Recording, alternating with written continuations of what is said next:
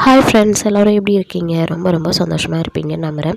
இன்றைக்கி பார்த்தீங்கன்னா தைப்பூச திருநாள். காலையில் 6 மணிக்கெலாம் என்னோடய வேலையை வந்து ஸ்டார்ட் பண்ணிட்டேன். ஸோ கடகடன் எழுந்ததுமே பார்த்திங்கன்னா வீடு எல்லாமே தூத்து விட்டுட்டு அப்படியே நல்லா வீட்டையுமே நல்லா கழுவி விட்டுட்டு தலைவாசலில் போயிட்டு கோலம் போட்டு வச்சாச்சு.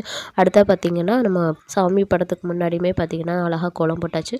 நான் கோலம் போட்டுட்ருக்கும்போதே பார்த்திங்கன்னா சரி நைவேத்தியமாக இன்றைக்கி பருப்பு பாயசம் வச்சிடலான்ட்டு அதையுமே சைட் பை சைடாக வச்சுட்ருந்தேன். ஸோ பிரசாதம் வச்சு முடிச்சதுமே நல்லா விளக்கெல்லாம் ஏற்றிட்டு சரி இன்றைக்கி வந்து நம்ம அபிஷேகம் பண்ணிடலாம் பாலெல்லாம் அப்படி சொல்லிட்டு என்கிட்ட இருக்கிற வேலையும் முருகப்பெருமானையும் வச்சு நல்லபடியாக பால் அபிஷேகம் பண்ணேன். குழந்தைங்க எல்லாருமே உட்கார வச்சு நல்லபடியாக முருகரை போட்டி சொல்லிக்கிட்டே பால் அபிஷேகம் பண்ணியாச்சு. நம்ம வந்து இன்றைக்கி வந்து ரொம்ப எளிமையான முறையில் பார்த்திங்கன்னா வீட்டில் வந்து சாமி கும்பிட்டாச்சு. நல்லபடியாக மனசுக்கு நிறைவாக இருந்தது.